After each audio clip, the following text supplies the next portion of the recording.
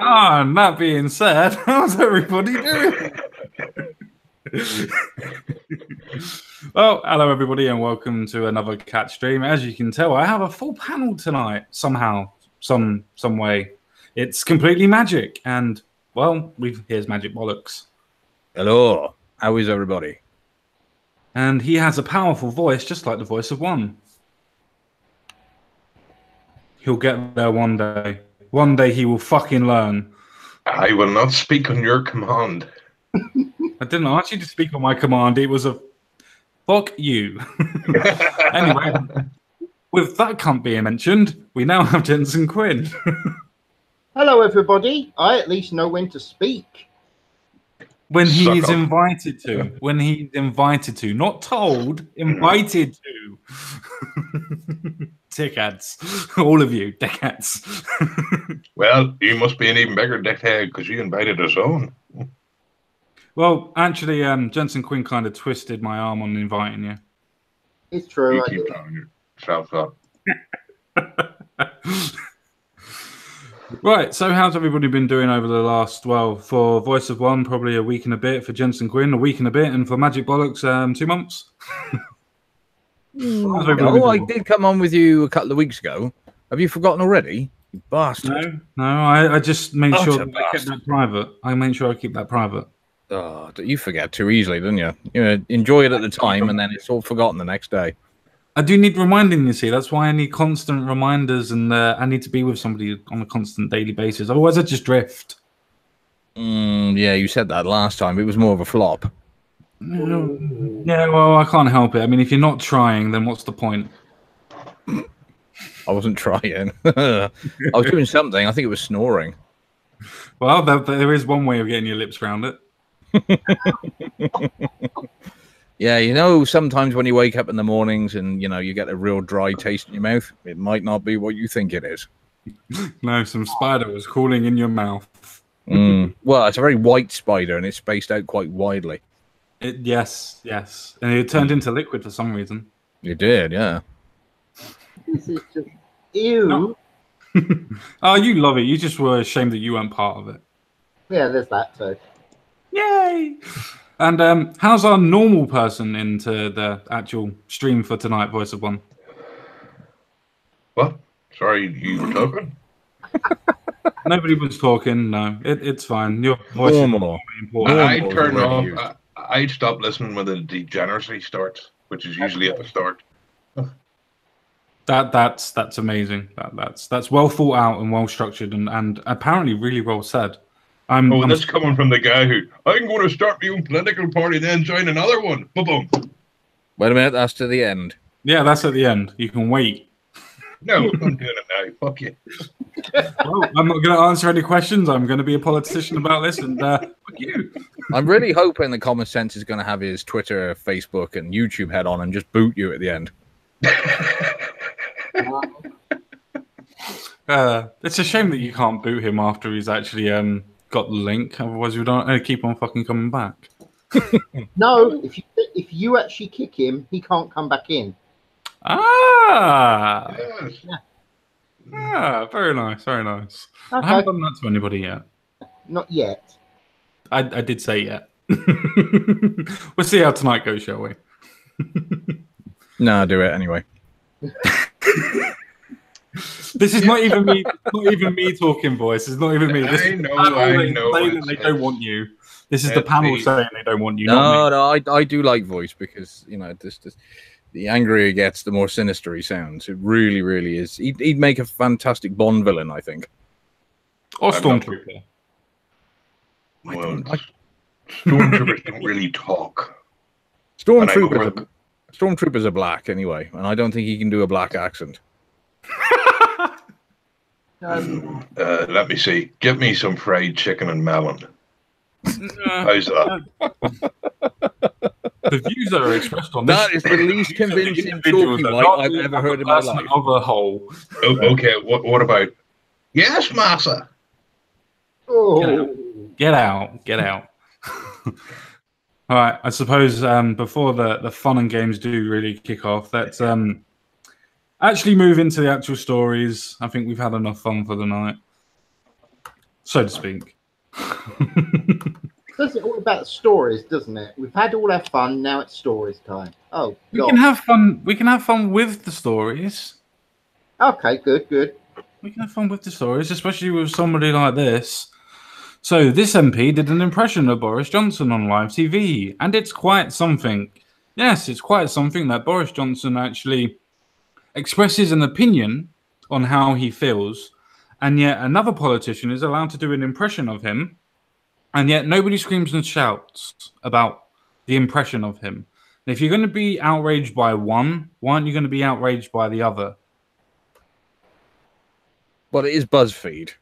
You must realise that offence is only ever taken if you're non-Caucasian. And if you think that you're non-Caucasian because you identify as a non-Caucasian, or you identify maybe as a furry, or maybe you identify as some kind of lizard creature from another planet, it really Zuckerberg wouldn't surprise me with that website. I mean, the very fact they've got the word news up there, I think, is insulting to the word. I have to actually agree with you. I have seen some of their news about. There's so many stories that I could have picked from just BuzzFeed. Now, this is the website, of course, that released the Trump dossier as well. So, after being rejected by pretty much every other mainstream outlet. So, yeah, this should be interesting. But it was Trump. It was Trump. Absolutely. We had to go against him. I know. I keep sending them my video of hookers pissing all over me, but nobody ever wants to run that. That's only because it's me and you playing. Yeah, but we ain't strictly charging each other. Well, not strictly. No. Why can I imagine the theme tune "Relax" playing in the background? Oh, Mr. Quint, I didn't know you were there. Yes. Oh, okay, let's get back to the story. Hang on, I'm just seeing how far we can push the degeneracy before fucking voice gives up. The fact is that he hasn't said anything for a while suggests probably since we first started. Oh, well, things are looking up. Right, carry on. This Labour MP, Rupa Hack, I'm just going to call her Hack, even though it's Hoop. She went on Channel 4 News on Tuesday night to talk about Boris Johnson and his controversial comments about women in burqas. I suppose you could go with the actual point that it is controversial. Oh, should we have a listen? Hang on. I just want to bring up the point. How is the joke in any way controversial? I have proved it is correct. No, I'm not saying that it's controversial, but the point that can be taken from it can be controversial. It's called controversy, so by definition, it's controversial. Can't argue with that, can you? You're using logic and well thought out process there. I've warned you about this. That's racist right there. Damn it! Yeah, no wonder why I'm joining UKIP. Damn it! No wonder why I'm joining UKIP. God damn it! All right, should we listen to the actual impromptu impression of the former secretary? Oh God, yeah. Press it.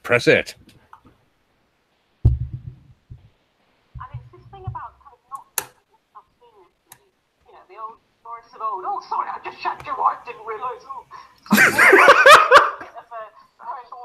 That sounds more like magic bollocks than it does fucking Boris. Yeah, but the thing is, you need to listen to what she's actually said. What she did as the impression is, sorry I shagged your wife. When did Boris shag someone's wife? Was that her actual words? Shag? Yeah. I'll replay it. Hang on, let me get closer so you can actually that was her actual word. You know, the old Boris of old. Oh, sorry, I just shagged your wife, didn't realise. Oh, sorry, you know, that kind of with a bit. Did you hear it that time? Yes, but it only makes sense if Boris actually shagged someone else's wife. Well, it certainly wasn't that wife, was it? Because he's not going to shag her, is he? He likes a particular set of women. Well, he likes a woman that actually looks like one for a start. She does look like a pretty bad drag act. The views that are expressed from this stream are the views of the individual, not as the stream as a whole. Actually, if you go back to a close-up of her, she looks like a very, very well-tanned Rowan Atkinson. Wash your mouth out, sir. Do not destroy that Sadiq. national treasure. No, That's seriously. That's Sadiq Khan, not her. No, Sadiq Khan. I can see Sadiq Khan is a spitting inside image, her. Mr. Bean. Sadiq you Khan missed is an it. open-backed furry. So You missed it. I was going to say you can definitely see Sadiq Khan inside her. I actually think you can see Sadiq Khan into the guy sitting beside her more quickly. I don't know what goes on inside your head sometimes, common sense. What? What do you mean? Do you think that might be how she got this job so quickly? So I've never heard of whatever her fucking name is before. I assume is she part of those constituencies that have just been made up to give these people seats? I'm pretty sure that she's a London MP or she's an MP in Birmingham area. Are you sure it's not Bradford? There are a few. Yeah, in actual fact, Katie Hopkins was actually tweeting about no-go areas that are starting to appear in Bradford, and you're still getting people saying to her, well, it doesn't matter if it's white people or Muslim people. If they're bad areas, they're bad areas, and you just don't go into them. It's like, yeah, but are they white or are they Muslim? And nobody answered me. Nobody. The tweet's still out there. Nobody answered me if it matters if it's white or Muslim. Well, I was just looking up her bio here, and apparently she's a member of Parliament for Ealing Central and Acton, which I don't believe is a real place. But it says here she is a British Labour Party politician, columnist, academic, and for some reason a DJ. There you go. Really? Where does she DJ? In the fucking Conservative lounge? Well, you know, she plays, you know, the good old Nazi tunes as they march the Jews out of the party. Oh, why did you go there? What? Why? There's only one thing that's worse than racism, and that's anti-Semitism. Yeah, I'm not the one doing it. Ask the fucking Labour politicians. They're the anti-Semites. They are. I mean, some. Sorry, liable. I thought in her case, DJ might be distinguished Jew. You know, for in the same way that the MC people, is. for the few, for the many, not the few. You know. Well, that's why yeah. they're actually going to start saying that, you know, a lot of these members are closet Jews trying to deflect. And yeah, just like laying the reef down on the martyrs of Palestine. Yeah. You mean the terrorists of Palestine? No. Jeremy Corbyn told me it was the martyrs. Yeah, well, he's a fucking Nazi. So. I'm not sure he's an actual Nazi, and let's not be SJW about it. He's not a Nazi. He's just a fucking anti-Semite. He's just a fucking wanker, is what he is. Well, I don't really think that we need to go any further on me actually reading the story. One thing, because I probably won't be able to read her name without laughing anymore. So what do we think about her impression? Do we think that her impression could be considered more controversial than Boris's actual statement? No, I still don't understand what her impression. What was it of? Well, she was trying to get Rory Bremner's job, but it didn't. It didn't come off particularly well, did it? It just made her look like a twat. No, not even a twat. It just, you know,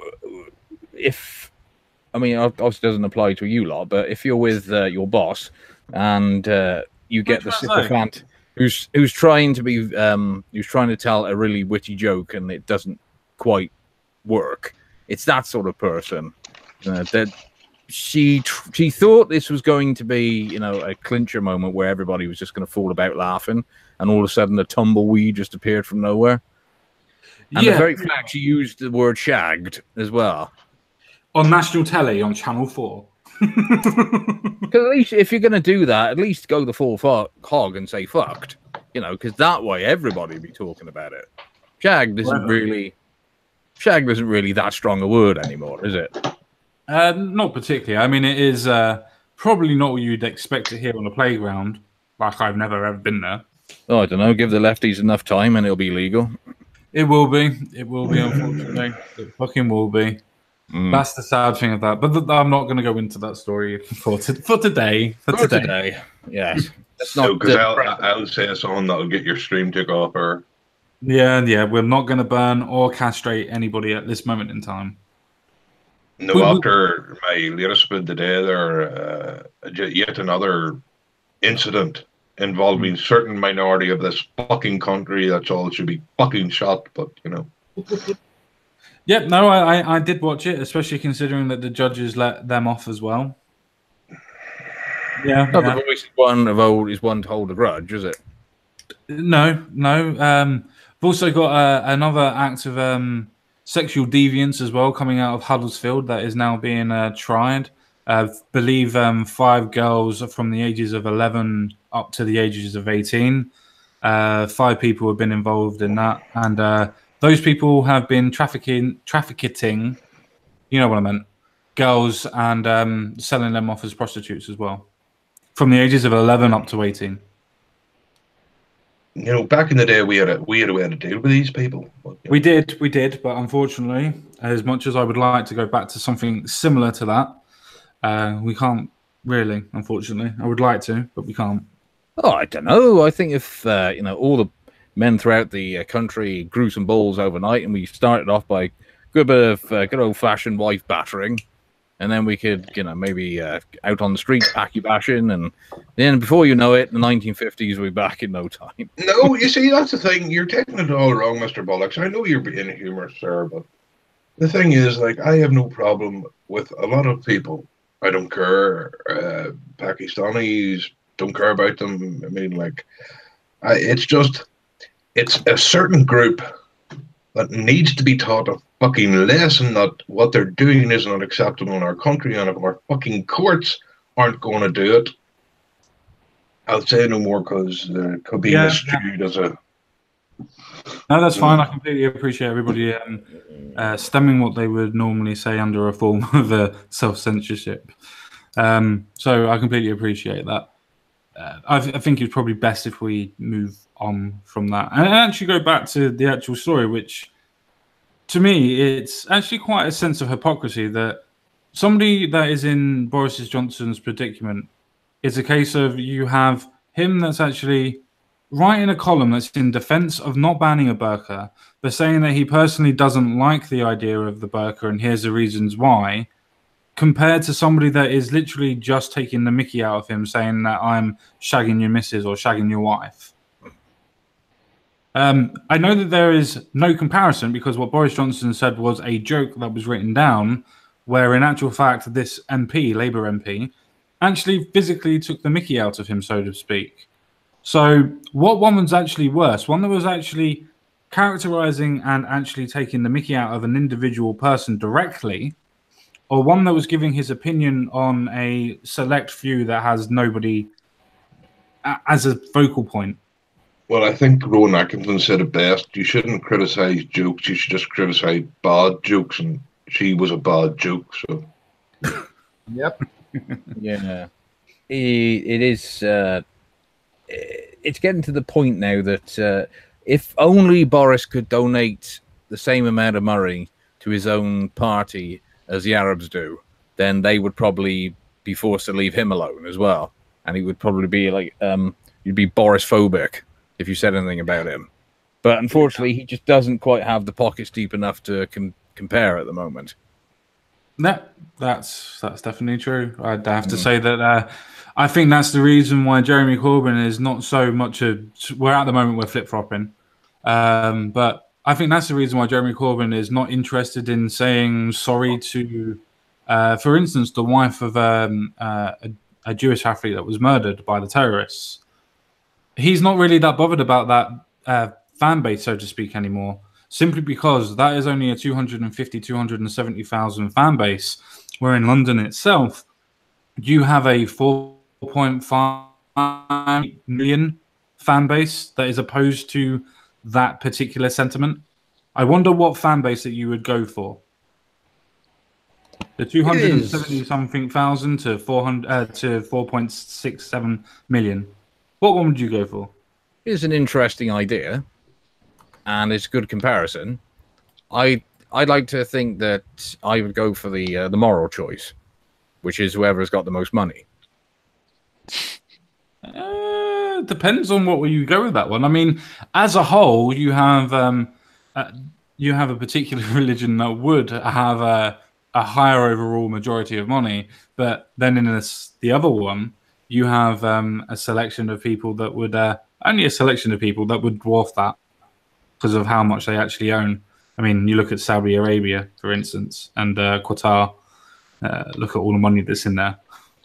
Yeah, quite a few. I find when making life choices, it's always a good idea to do pretty much the opposite of what Jeremy Corbyn would do. He's very valuable like that. Mm-hmm. It's like, what would Jesus do, but backwards?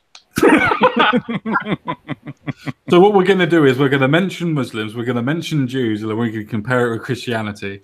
We've done well here. We've done well. It's the Abrahamic UKIP stream, everyone. It is. That's a weird one, considering the sort of Christ complex he has with his followers, and the very fact now he's been called so like the anti-Jesus. Are you talking about Christ was a carpenter? Corbyn's never done a day's work in his bloody life. No. Well, I don't know. He gets dressed in the mornings. Yeah, or does he get that lad that follows him around all the time to help him dress? Hey?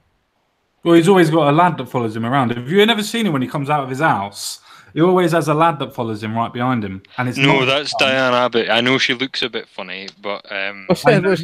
Dude. Well, I said so does Keith Vaz, but that doesn't mean he dresses him. Normally takes his clothes off for him. Well, to take one's clothes off means that you normally have to put one's clothes back on again. Oh, yes. Disrobe. Yeah. Yes. Anyway, I think I should move off of that obvious case of slander. Obvious. Actually, there you go again, actually, with the Jesus thing and Corbyn, because, Jesus is said to have fed like 2,000 people with one fish, but Corbyn would actually manage to starve 2,000 people with a surplus of fish. Well. No, that's actually really true. We have to distribute the wealth. To who? To the people in another country. Why? Because they're victims of terrorism. No, blessed they are are the the terrorists. jihadis, for they shall inherit the country. Exactly. Forever. Hold your peace, or hold your cod, or is it hold your? Anyway. Hang on, your cod piece. Yes, cod piece. That was a little unintentional, but it was a good way to finish the story. So, just to clarify for everybody, does nobody think that this warrants any sort of form of backlash to her whatsoever at all? If you're going to backlash, I mean, from people on the left, if you're going to backlash Boris, for instance, for what he said and what he did, surely then it's only if you're going to be consistent would be a good idea to bash her for what she's actually done, which is directly take the mickey out of somebody. Maybe it's different because Boris was speaking for the overwhelmingly vast majority of the country, whereas she was just being an arsehole. Yes. That's why nothing's happened over the Boris thing, is because he's quite aware of the fact that he probably speaks for about 85% of people. Well, from the Sky poll, it was 65%. Yeah, having a lot of even Momentum did a poll, didn't they? Yeah. Where 65? Where did they do the poll? Islington. No, it was a Sky News poll. So they obviously got their people from skewed points, but it's still 65% that were for Boris. Yeah, and the Momentum one was even worse. It was 80-20. Fucking hell. Yeah. Pareto's burqa. What are you saying is the way that they word it, which is, are you offended by Boris tucking into a cheeseburger? Oh dear. That was so poor, that's not worth a laugh. That was poor. Very, very poor. Almost like Jeremy Corbyn. Will make us. Oh, no, he's not poor. I know. He's on. No, he just wants to make everyone else poor. No, he's on 75 grand a year. And he's put into his manifesto recently that anybody that earns over 80 grand a year should be taxed higher. Maths. I wonder why that is. Why would it be over 80 grand instead of 75 or 70? Never understood how they think the cure to poverty is just to make everybody equally as poor as the other. Because the whole idea of socialism is to make everyone's life better. But I suppose if you consider everyone supposed to be the same, and you got one poor man and one rich man, then it's much easier to get rid of the rich man and then just make everybody as equally as poor as the other man. Mm-hmm. Well, I found a very interesting thing in that vein, which is they're constantly going on about how materialist and consumerist conservatives or the mainstream are, right? Mm-hmm. But all socialists are ever concerned with is the material wealth of people. Yep. So if you say to them, for example, we need to set up this is about I'm picking examples out the air here just for the sake of quickness, but we need to get grammar schools back so that we can give kids a sense of achievement.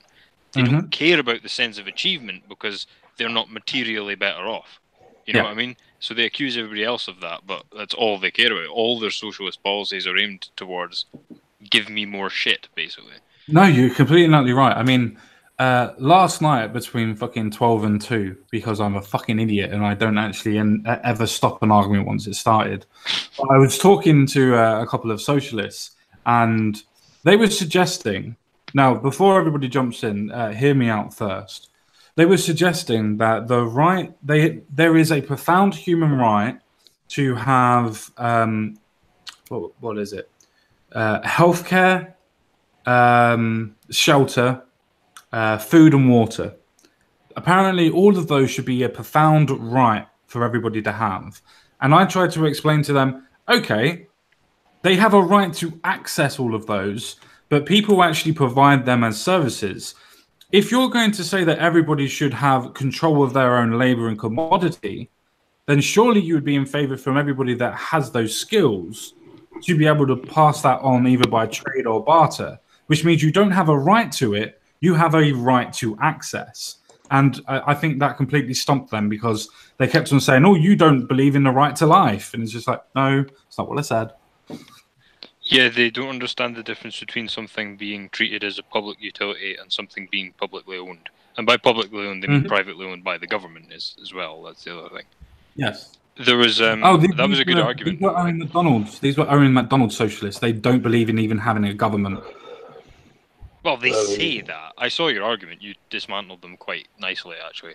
Yay. But they just don't understand things. It's really that simple. Like, you just got to give them a pat on the head and send them on their way. You know, like they're expressing the stream of the views of the individual, not as the stream as a whole.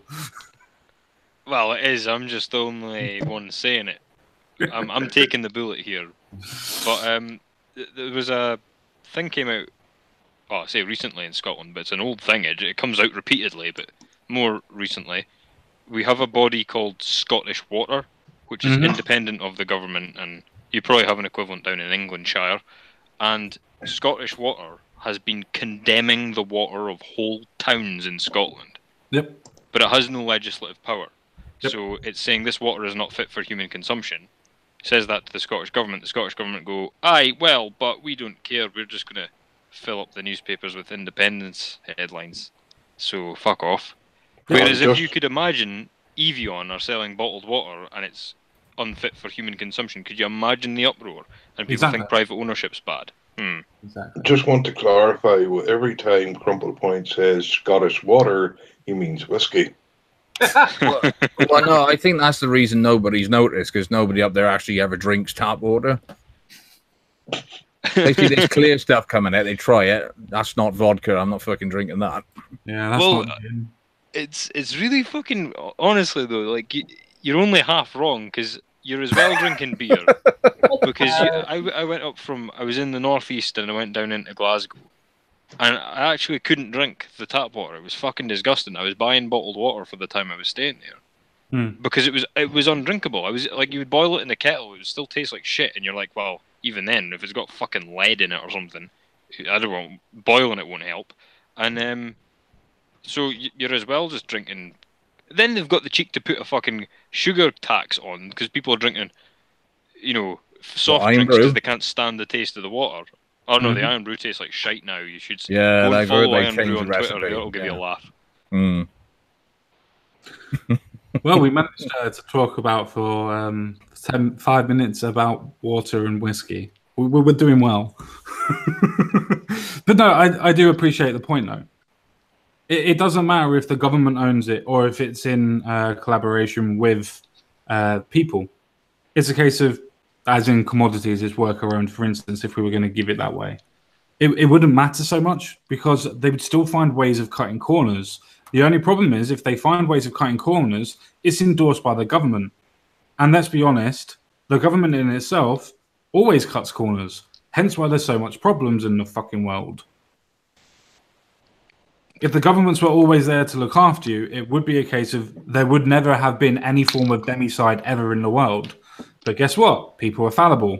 Humans are fallible. And whatever hierarchy that you have, there is always going to be people that are fallible, people that are corrupted. But I'm a socialist. I don't believe in human nature. Yeah, I can't do that anymore.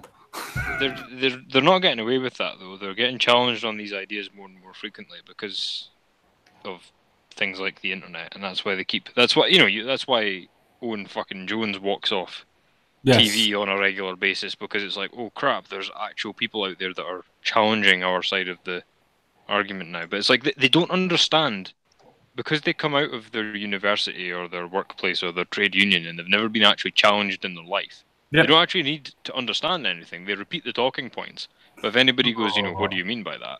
You did listen to my conversation, didn't you? Because that's exactly what I was saying to a couple of the people. Owen MacDonald will say his rhetoric, pick up one or two tweets from that passage, so to speak. But as soon as you go into a detailed argument with Mr. Owen MacDonald, he disappears. Not ever to be seen on that thread ever again. He just creates a new thread with new rhetoric. I wonder why that is. Yeah, and it's really dishonest as well, because they keep. If you think about that, let's be for they don't deserve it because they're socialists, but let's be forgiving and say that they're in a genuine panic about like the idea of water not being accessible to people, right? Or whatever public utility you care to name. These idiots, either through deliberate panic spreading or just not understanding themselves what they're talking about, convince ordinary people that, oh, well, if the government doesn't have control over it, you won't get any access to it, so it has to be public. Whereas, like, if people understood what you were saying of, no, it's a public utility, it's not publicly owned, then they would probably be much less bothered about the whole thing. That's the problem, though. People don't understand the difference. It's like, oh, you have a right to have these things. You know, you have a right to access these things. There is a difference from nicking it off of somebody than for them to give it to you freely or through trade or barter. And they just don't seem to grasp that aspect. They think that they are beholden and deserve to have these types of things. Like, one person was trying to say that we needed to have subsidies and everything needed to be controlled by the government, and we were going to have a form of a national minimum wage where everybody was paid a wage no matter what they did. And I was trying to explain to him, well, if you did that, that means that you would have no money coming into the government because the government would be paying you out all the time. So the government would always constantly lose money, which means the wage would naturally dwindle and go down. Now, if you were to have all national companies, you would eventually have to sell some of those companies off to recuperate some of the money, which means you would lose your socialist ideals anyway, because you would need money to be able to run. Otherwise, your country would fold.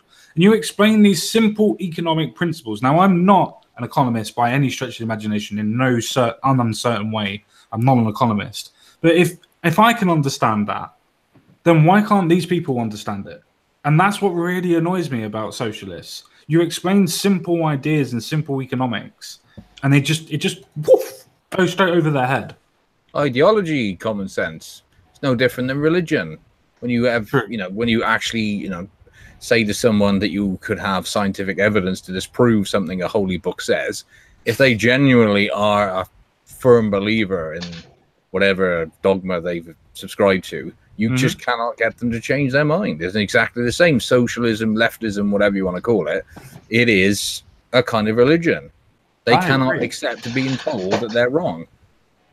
I agree. I absolutely agree. But I also think that runs for most politics, not all politics now. But the thing is with socialism, that they will band under that one heading. And then it splits off like Christianity and Christendom, where it goes off into Catholicism, when it goes off into Christian, when it goes into Quakers, when it goes into fucking whatever. And it just separates. And you just go, okay, what form of socialist are you? And then you hear something that you've never fucking heard, like Mormonism. And you're just like, I'm just going to leave you. I'm just going. There was an interesting guy I was watching recently called Stephen Hicks. And he was showing how this happens, because he was saying that the way postmodernists are communists, and communists and socialists are this, you know the history.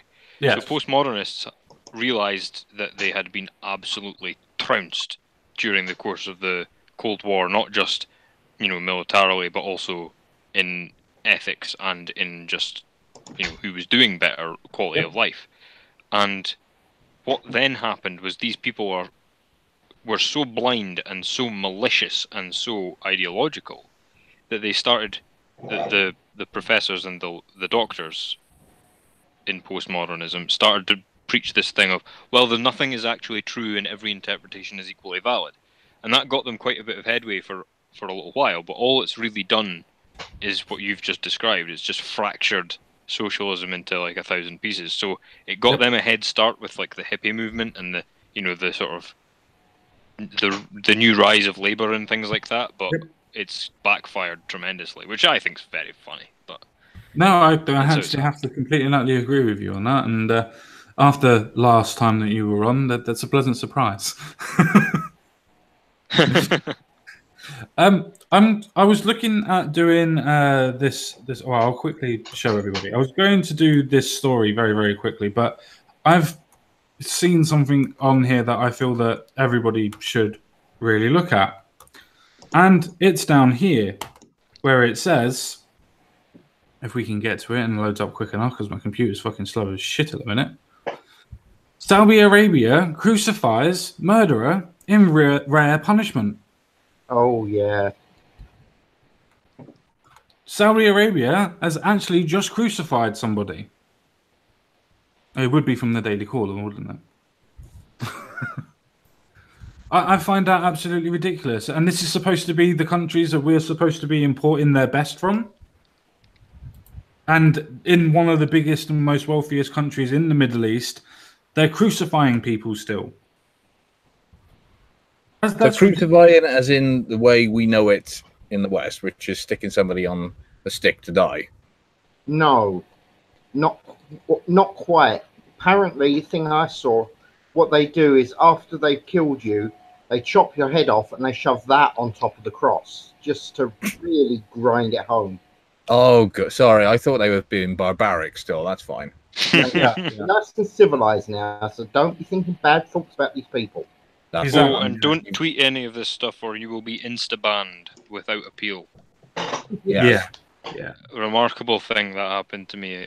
I've tweeted some edgy shit in my time, and what gets me banned was talking about Saudi Arabia. And it was only until I asked a couple of people, what... I can't remember whether I asked them specifically, but they said it was because you tweeted about the Arabs. It was nothing to do with what you said, because I make some... I'm sure you can imagine the kind of comments I make on Twitter. And you're absolutely right, because I was talking to, I can't give the source, but I was talking to somebody, and he was, well, I give away his gender, but he was actually telling me, that the reason why you can't say anything bad about Saudi Arabia is because they are paying off all the media at this moment in time to portray a better light of the way that they exist and the way that they actually go, because there's a supposed to be a liberalizing reform that's going on, with the idea of obviously women allowed to drive, women allowed in football stadiums again to be able to watch football and so on and so forth. And then it comes to the fact of obviously somebody being crucified or being whipped still, or being stoned or flogged to death or whatever, and you tweet that, and the actual media outlets now are actually completely and utterly against it, so they censor anybody that mentions it. simply because they're getting money from it. Twitter is, somebody showed me that an Arab sheikh guy bought 4% of Twitter, and which is more than the guy that made Twitter owns of it, or something like that. But then I looked further into it, and that was just one sheikh. And if you add it all up, it's something like 45% of it is owned just by Saudi Arabians. Yes, I think that's what most people don't understand is how much money they have and how much influence it buys them. Because loads of people wonder, how is it that all of a sudden, the last sort of 10, 20 years, that Muslims have managed to get to this status now of being practically untouchable? And it is quite simple to point it in one direction. And it baffles me how people can't see it. But I suppose if it's never reported on and you only ever watch the mainstream, you'd never know. Yeah, and I'm speaking slightly dramatically for the purposes of us being on a stream, but it is a soft invasion. I mean, these people have wanted to invade Europe and destroy it for the last, 600 years? 1,000 years? Yeah, I think forever is probably the right term, isn't it? Because the First Crusade was in...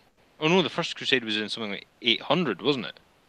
No, First Crusade was right at the beginning. It was around about 75, 76 BC. AD, sorry. Really? Is it that far back? Yes, really that far back. The first one, yeah. Holy crap. So anyway, somebody can correct our dates anyway, but the point is that for an exceedingly long amount of time, these people have wanted us all dead or converted, or both. And the idea that this just went away because they started wearing ties, no. Well, even in this actual article, it says that they actually do this quite regularly. The fact is that they still kill people quite regularly as well for things like adultery, apostasy, and things like that. And even in this actual news article, I'm sure Mr. Quinn already read it, but no, Mr. Quinn, he is an intelligent person, so he probably did it anyway. It says it on, literally, if you go down to the fourth paragraph and the last sentence, it says crucifixions in the kingdom offer entail hanging a body in public after the condemned has been beheaded. And by the way, First Crusade was 1095 to 1099 AD. Oh, fuck, I was about 100 years off. 1,000, sir. 1,000. Ah, fuck it. Who gives a shit? Yeah, I was trying to remember. I remember for some reason that 1191 was the first Assassin's Creed game, but I couldn't remember which Crusade that was. I think it was the third one. Common sense, if you ever make it to MP, I hope you use that sentence when you're being interviewed by Andrew Neil. When he asks you for actual evidence, just say, fuck it, who cares? You know what? That would be really interesting to see on TV. It's just like, Andrew, you've been broadcasting a long time. Since when has the voter ever listened to a single fucking fact or figure, as opposed to just something they like the sound of? I'm not giving you that number. I just think Crumple's just cracked future political success for anybody, which is just complete dissertation. Yeah. Go in there and be as negative as possible. Okay, I just want to clarify something earlier on that Common said, no, the First Crusade wasn't as far back as that. It was in 1096. Yeah, Jensen Quinn already did that. Sorry, dude. Did you need to really pay attention to the stream, dude? Well, I was, but I was too busy, reading the fucking book it come from. Well, if you listened to the stream, then you would have realised that Jensen Quinn actually already did that. The remarkable thing, though, is if you look at the histories of Spain and of Sicily, they've been occupying Europe for much longer than since the First Crusade. Yeah. And that's the other thing. So it's like, this is a tradition that they don't... It seems to be the way they talk about it as well, particularly if you read any translations of their newspapers or their news shows, or just the Young Turks, that they just consider Europe unclaimed territory. It's like that they don't actually take any note of the fact that we live here. We're just like a natural resource, like a forest that needs cleared out of the way kind of thing. That's how they talk about us. I can believe that. Yeah. To be fair, I must have got the dates mixed up anyway. To be honest, my mistake, my fault. It's all right. Oh. The voice of one's a very forgiving guy. He won't hold it against you. I'm not bothered about the voice of one. I'm more bothered about the actual people. I do like to try and be as factual as possible, but sometimes I make mistakes. After all, Exactly. And again, you need to keep that in case you ever become an MP. And, you know, if you get visited by your constituents, which is, I don't care about my constituents. I do care about my constituents. Otherwise, I wouldn't be running. I know, but it still would be funny to hear an MP say it. That would be a good ploy, actually, to get a journalist off your back. If you just said, like, right, listen, and just looked them right in the eyes, took a dramatic pause and went, ask the voice of one, and then continued with what you were doing. I'd freak them the fuck out. Yeah. Just don't mention the potatoes. Never mention potato. Never mention the potatoes. Right, that's enough of this racism. What's next? Oh, sorry, I was looking to see when the Quran was written, and unfortunately, I was completely and utterly wrong on that one as well. I can't remember why I remember 75 or 79 AD. I can't remember why I remember that, and why that date stuck in my head, and I want to know why. If anybody That's can how find long out, it's been since there was an honest politician. there's never been an honest, there's never ever been an honest politician ever. Oh, he I could wasn't say that. actually, like, in politics. It's just that was the one person that was ever born that would have been an honest politician. That was See, a I can say bold that. claim. See, no, I can say that because I'm not a politician yet. So I can say that, I think. I suppose we better move on to the Facebook fucking crap. As soon as I actually work out what I'm actually supposed to be doing again, because it's been a while. What are the Borg doing this week? We're invading. Oh. Can you hear me now? No, this is actually a really interesting story. Voice of one is roboting. Are you going to sort out your mic? Yeah, you sorted that out. He's muted himself, so that's fine. Despite legal threat, so obviously this is from Facebook that was actually legally threatening this new anti-Facebook site that launches to claim Jet Giant is killing the internet. So Facebook have actually already threatened a blogging site with legal action because it's anti-Facebook. That's just a headline. That's get into the story, shall we? Mm. A new anti-Facebook blog giving small and mid-sized publishers a place to vent their frustrations over the tech giants' censorship policies and algorithms hiding their content has gone live despite legal threats. Facebook Zoo, hosted on Nice publishing platform Maven, went live on Tuesday. It aims to give disgruntled publishers an avenue to criticize the company's censorship policy, as well as outlining how its ever-changing algorithms have drastically affected their livelihoods in favor of shareholder profit. The blog has already survived an attempt by Facebook's legal team to shut it down. The attempt failed to go anywhere as Maven had the foresight to trademark Facebook Zoo while it was in beta mode, according to the New York Post. So in other words, they tried to shut it down by trying to have Facebook as some form of their trademark, obviously, saying you can't use Facebook Zoo because it has Facebook in it. So that's an interesting way of trying to deplatform somebody, although it has ever been not done before. So Facebook's legal representative, known as Ethel. Ethel? Look, that's what it looks like. Please correct me if I'm wrong. It looks like Ethel. What's the other company called? Dot? Probably. Or Mavis. Yeah. Got to be Mavis. Everybody loves a Mavis. Everybody loves Mavis. Wrote to Maven saying your unauthorized use of the Facebook name is likely to cause confusion as to whether you or your company's activities are authorized, endorsed, or sponsored by Facebook when in fact they are not. So exactly as I suggested, what their legal point would have been. Ethel Darling also warned Maven, whatever, that in order to avoid customer confusion and harm to Facebook brand, it should stop using the name and domain Facebook zoo.com and disable any site available at that address. So, yeah, that seems quite interesting, considering that Facebook's gone on this tirade of deleting people and colluding to censor. Oh, look, there's Alex Jones there as well. Yeah, I know a little bit about this because the company, the Maven, are trying to combat Google as well and Apple. Mm-hmm.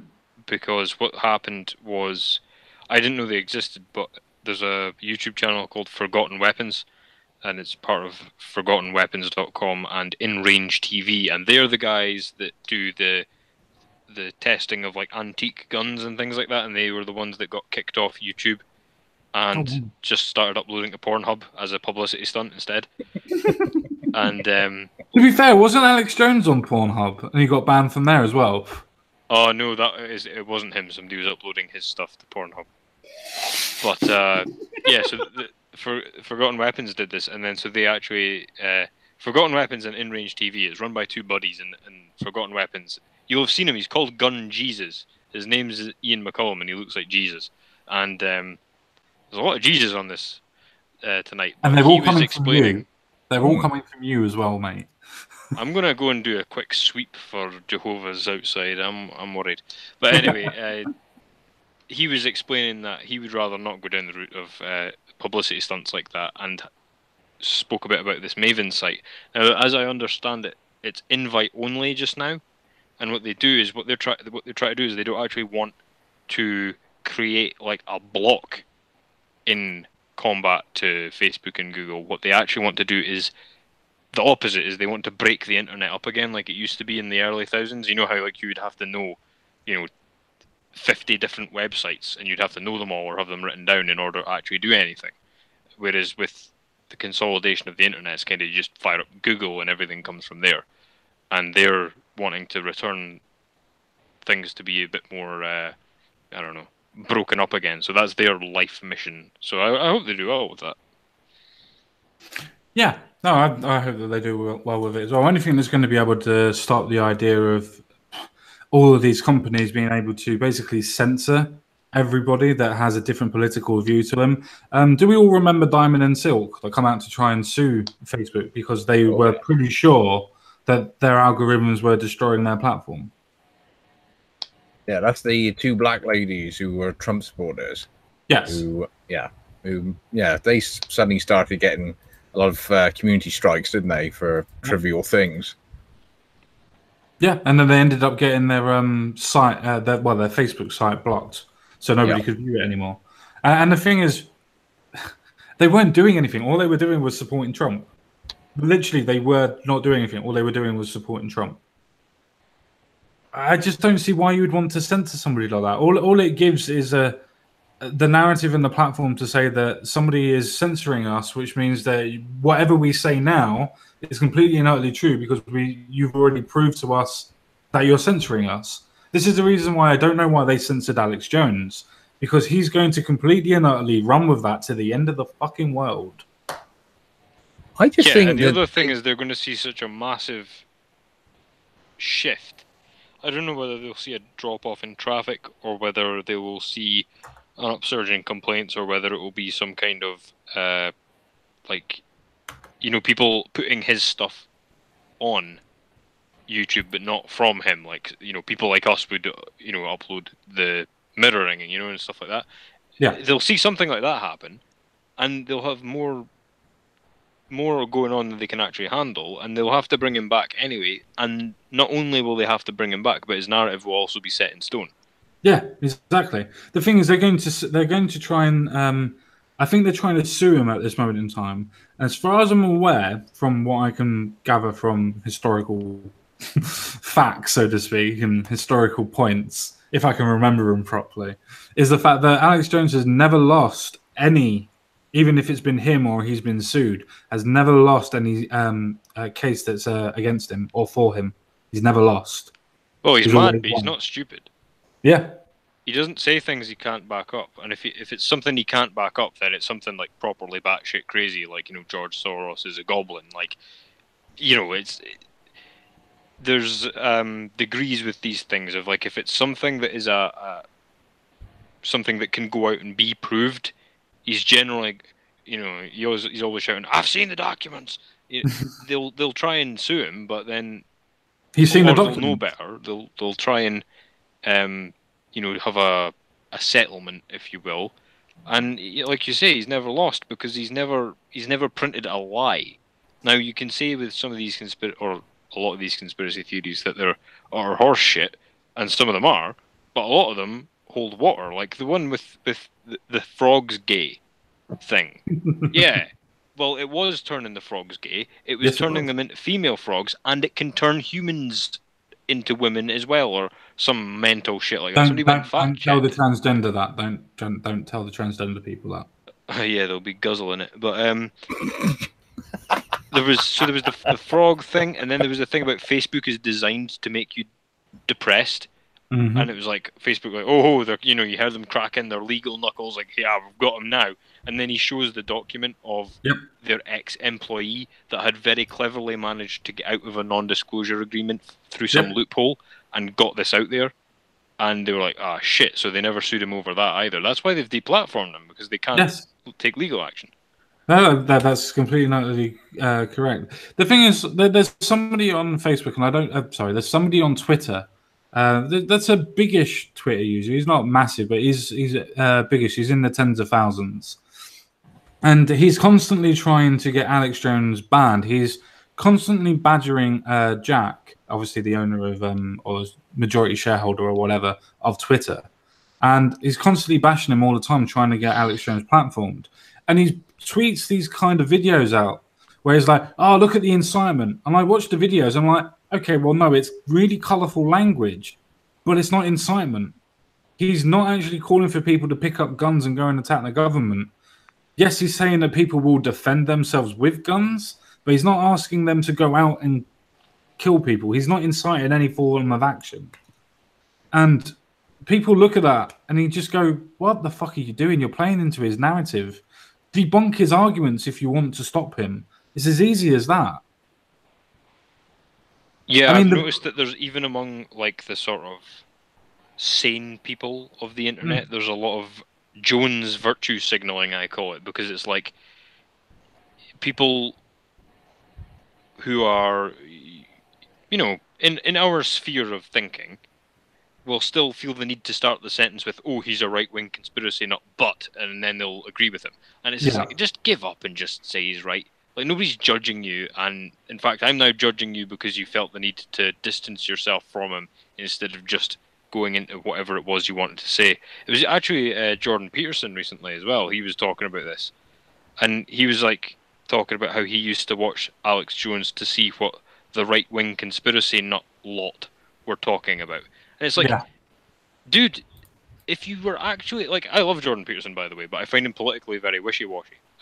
He is very politically wishy-washy. But that's fine, because he talks about psychology, and that's what he tries to stick to. So he's allowed to be in, as far as I'm concerned. But it's the thing of the Jones virtue signal of like, if you actually sit and watch him, it's okay. He can be mental, he can be a bit annoying, and like say 20% of the stories he tells you are unverifiable or complete madness. But contrast that with like the BBC, where 100% of the stories they tell you are verifiably batshit crazy. Oh, come on, false. It's around 90%. There is 10% factuality in their stories. If the BBC tell me that the Queen is doing something, I have to just Wikipedia just to make sure there is such a thing as the Queen, because the BBC said it. That actually really says a lot. The fact that you would go to a WikiLeaks page to be able to get all of your information. I'm not saying that you do. I'm not saying you do, but it's funny that you would believe WikiLeaks over the BBC. It just shows you how far the BBC have gone downhill. Well, hearing someone like Crumple say stuff like that, really restores my faith in humanity a little bit. Is that there are people out there who now, because one thing that drives me fucking nuts at work is the amount of times I can hear their mobiles going off, and it's the BBC News app, and then they'll be going off on one, reading it because it's the BBC, so it has to be true, and biting your lip. Because you can't fall out with everybody, no matter how fucking stupid they are, and you really want to say something, but for the greater good, it's better not to. Well, it's an interesting form of ad hominem, isn't it? Because it's like, oh yeah, but you got that from Infowars, so it's like, yeah, but the fucking document is from Facebook headquarters, so it doesn't matter where I found it. Not that I would use Infowars as a source for that exact reason, because it's like you'll never get through to anyone. Well, I would. You know what I mean? Like, no, I would. I have done before. I have used Infowars many times as a source, because generally Infowars normally put their sources in their citations. Yeah, they show their homework. The BBC do. Now, yeah, that's what I was just about to say. Most news sources do not put their citations or their sources in the description anymore. They just don't. They just don't. They just go, here's our opinion piece. This is news. I caught The Guardian an absolute cracker a while ago. They did this ridiculous hit piece on like gamers as a thing, because everybody knows that anybody who plays computer games are automatically the same person. And they had this dirty trick within a dirty trick. So the dirty trick was they didn't put the bibliography of citations or anything like that. They put them as hyperlinks in the text. Yeah. And they were all at the start. So none of them, they were all in the introduction. None of them were to do with the actual meat of the article. They were all in the introduction. And then, that's the second level of dirty trick. Yeah. No, yeah, you're completely and utterly right. It's like, we've got this story, and this story is about terrorism. Here's a link to terrorism. We've now going to carry on this story, and this person has done this. Listen to this story that we've already done on this story. And it's just like, you're not giving me citations. You're just giving me links to stories you've done. Yeah, and they're always opinion pieces, and they don't have any sources either. It's like, how is that a verified news source when I can go to, like, Paul Joseph Watson or whoever, and it's like, regardless of what you think of the person, it's a scan of a document from the actual company saying, we're building Skynet or whatever the hell the crazy theory of the week is. And it's just like, I think people are getting too grown up for this shit now, of people going, oh, well, Alex Jones said it, so it must be false. It's like, well, you know what? Fuck you. I'm not interested in speaking to you. Is the thing I have said true or not, regardless of who I got it from?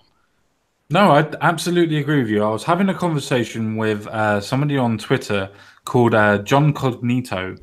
Yes, that's what he calls himself.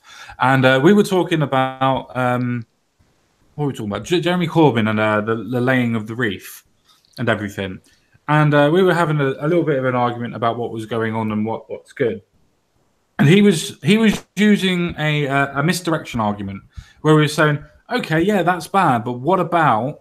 And it was about us selling guns to Saudi Arabia and them killing people in Yemen and whatever. And it's just like, yeah, okay, we sell guns to a lot of people, and it's then up to the country what they do with the guns. Yes, we are indirectly responsible, but we're not directly responsible. In this case, Jeremy Corbyn is completely not responsible and could be leader of our whole United Kingdom. And the argument that he gave to me for that was, you're just repeating the Daily Mirror's rhetoric. I've never read the Daily Mirror, apart from when I use it as a source. I only look at their titles until I read the source, because I don't see the point in reading the Daily Mirror. I don't see the point in...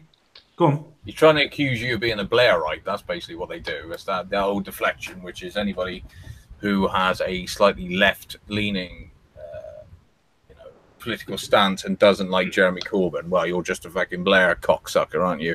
You just want them back in charge. And it's like, no, I'm just calling out something that is actually quite serious. You need to stop looking at this man as if he's the new fucking messiah, because he's not. Yeah, another Jesus soap. Yeah. Another one. We're getting quite a few in tonight. I was actually going to go for Muhammad this time, but no, we'll stick to Jesus. So at least Muhammad managed to conquer a few places before he popped his clogs. Oh, he conquered most of the fucking known world. Also, he was openly a pedo, whereas I don't think Jeremy Corbyn would have the stones to come out as one if he was one. The views that are expressed in this stream are solely of the person that is expressing, and not the expression of the stream as a whole. I challenge you, Jeremy. Would you have the stones? But no, I mean, I do agree with most of your points. I would just like to point out as well, with that argument, I then said to him, well, okay, you're just repeating everything that The Guardian's repeating. His argument for that was, yeah, but The Guardian's right.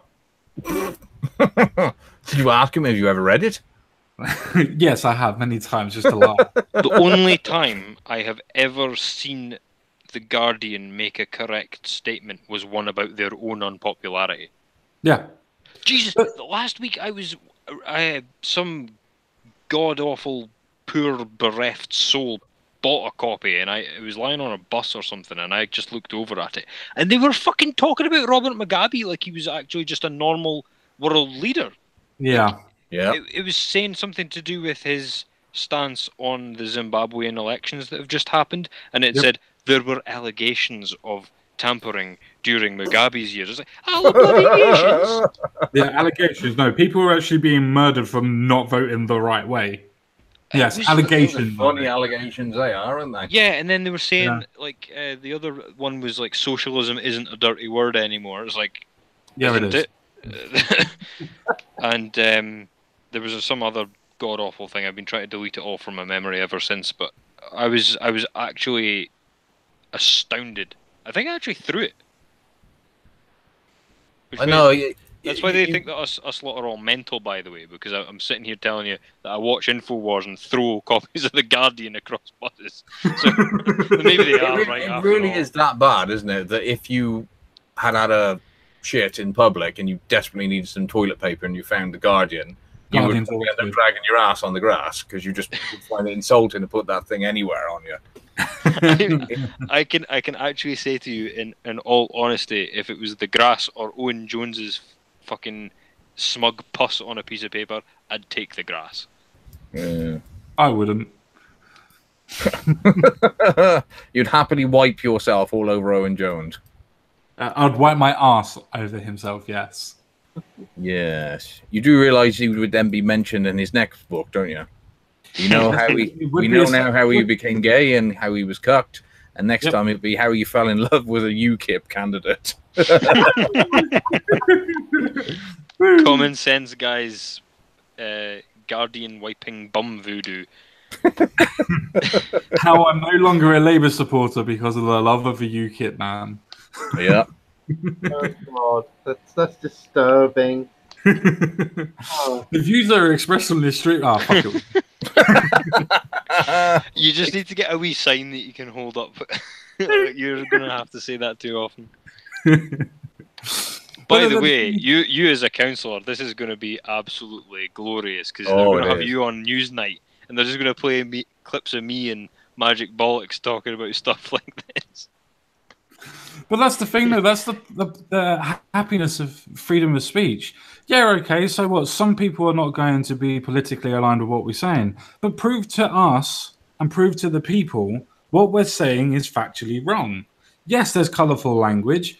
Yes, there may be certain biases that are there. But prove to us that we're actually wrong. As soon as you do that, I will apologise.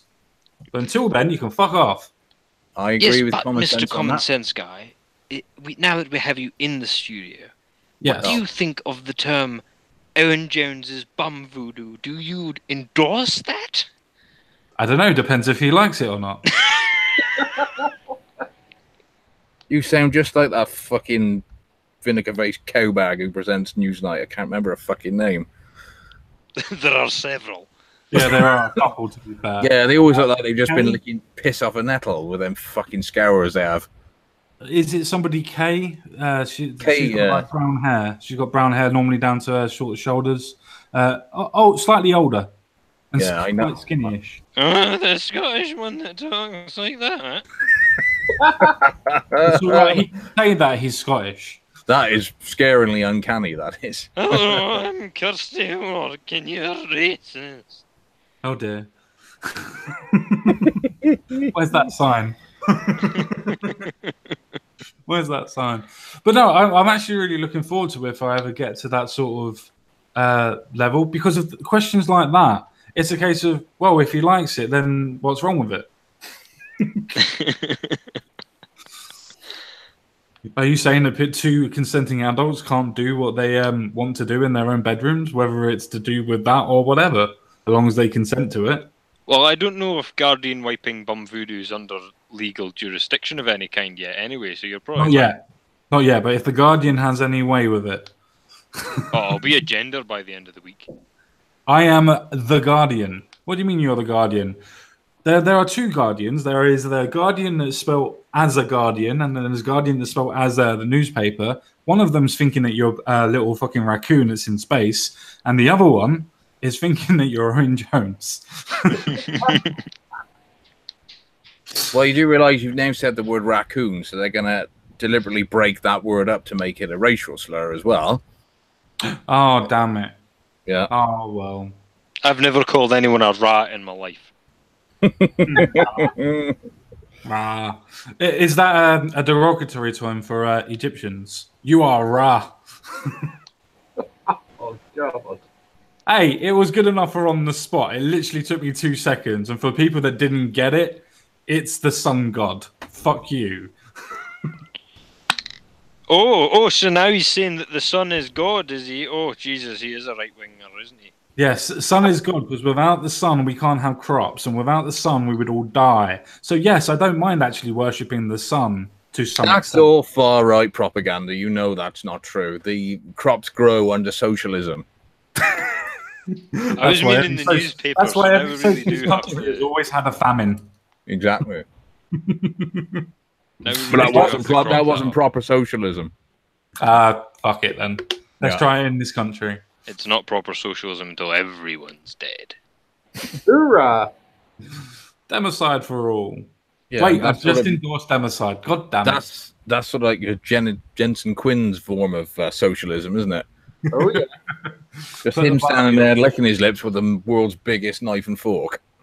I thought you were going to say something else, but fair enough. No, I'm not going to be honest, right, if we could get Jensen Quinn to get his thumb out of his ass with this necromancy malarkey, and he could summon us up some victims of communism to go and, beat up all the communists, we'd be laughing. We'd have an infinite supply. Or even better, why don't we actually... hang on, let's not erect anybody. Why don't we bring back a small group of actual Nazis, put them into a far-off country, and then let all of the socialists know that they're there, and see if they flock to them, so they can get out of our country? No, they don't fight real Nazis. God damn it. Such a good plan until you ruined it with logic. No, they fight YouTube personalities from behind. That's come on. That's the sort of Nazis I like. Come on. Sorry, I was playing. Really? I was being playful. Accusing lots of people tonight of being Jesus several times. We've talked about the Arabs and bribe money, and now he's playing with himself on camera. Yep, no, this was definitely coming back to haunt him. I didn't say I was playing with myself. I didn't say I was playing with myself. When you were saying they were fighting YouTubers, I was pretending to fight the camera. I'm going by the form of questioning they're going to use. And now that Sheffield Loafer has given me the name of Emily Mathalis, that is right, isn't it? Yeah. That is the one who is going to ask you these sort of questions when you are being interviewed on Newsnight. Oh, Emily Meatness. Is that how it's pronounced? Is it? I just know it's Emily sour-faced old cunt. The views that are expressed on this. Yeah, and I say that as a quote that Common Sense told me earlier on. You're not supposed to tell people that. Yeah. I do not endorse this. I made it.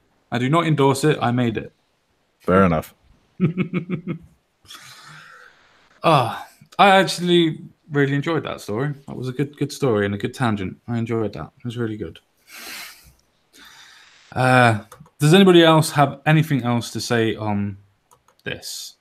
Fuck Newsnight and fuck The Guardian. Does that mean Owen Jones as well?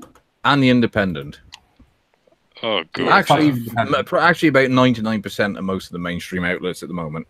Well, actually, yes.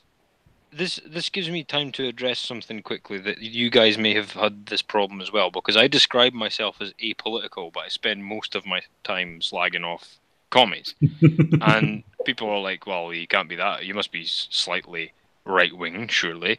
And it's like, well, no, it just shows you how, like, unbelievably saturated with left-wing propaganda every piece of media is. Yep. Because I'm saying that I don't particularly ascribe to any political party or part of the political spectrum. And yet my entire focus is on the left, because my focus is on the media at large. Yep. That's No, why. I'm completely and utterly with you on that. I mean, you get people that are on the left that say that the BBC and Sky News are completely and utterly controlled by conservative and it's a right-wing media campaign. That's BBC and Sky News they believe is right-wing because they have some right-wingers on. And my dad was doing accounting of the story of when the Jeremy Corbyn and the Boris Johnson thing first broke. There was 6 stories in an hour of Boris Johnson on one day and 1 story of Jeremy Corbyn about obviously the anti-Semitism stuff. The next day, after everybody was complaining about it, there was 6 stories on Jeremy Corbyn and 1 on Boris Johnson. It goes to show you that it's a confirmation bias. It's not a case of actually reporting the news non-partisan. They pick a side because of whoever's screaming the loudest. Yeah, and you can spot it quite easily by the fact that I don't actually watch the news anymore, and I very rarely engage in an actual internet argument with anybody, particularly over politics. And yeah, I need to learn that one. Yeah, I'm still in that situation, because even if you're not paying attention, any news you do come across, with the exception of like InfoWars and Breitbart, and even then Breitbart's pretty tame as far as right-wing views go. Like, if you read some of the Mises Institute stuff, there's some right-wing stuff. Absolute free market anarchy. That's pretty damn right-wing. Breitbart, not so much. Yeah. Yeah, I'm completely with you. I mean, there was this big uproar of Steve Bannon when he come and spoke on Nigel Farage's show about a month ago, I believe. And people were claiming that he was actually calling for arms. He was calling for incitement. And I remember watching the actual videos and going through all of it with the people that were trying to claim all this. And all he said was that if I was in this country, I would be fighting tooth and nail. And the way that I would be fighting is I would be going on Facebook, I'd be going on Twitter, I'd be going on all the radio stations I could possibly do, and I would be fighting tooth and nail to be able to make sure that I would be fighting their political ideology. This is a war. So obviously using a war as analogy to explain politics. This is not an incitement.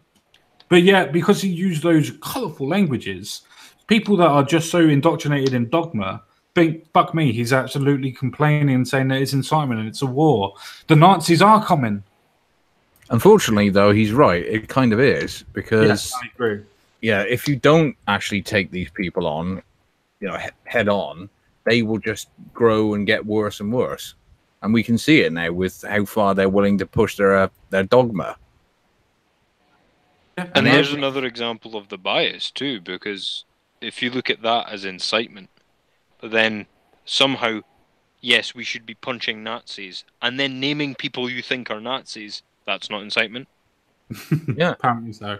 Because it's one thing to say punching Nazis, because that's bad enough, because you are actually inciting violence. Yes. Then the other thing is you're redefining what a Nazi is to apply to a new group of people, so you're inciting toward that group. And then sometimes in the same conversation, they'll just fucking name someone, like, Trump or Bannon himself. And it's like, that sounds pretty inciting to me.